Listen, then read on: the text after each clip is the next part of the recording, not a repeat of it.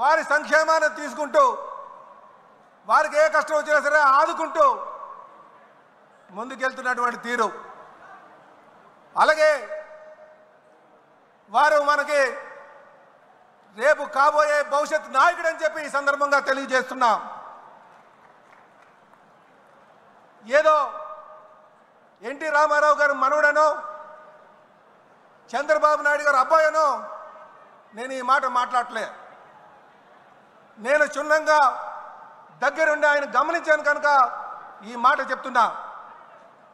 2019లో మంగళగిరిలో ఓడిపోయిన తర్వాత అదే నియోజకవర్గాన్ని పట్టు వదలకుండా నడిపించి ఈరోజు రాష్ట్రంలో అత్యధిక మెజారిటీలో 3వ స్థానంలో ఉన్నారంటే ఆయన ఒక నాయకుడిగా పటిమ కనిపిస్తుందని చెప్పి తెలియజేస్తున్నాం.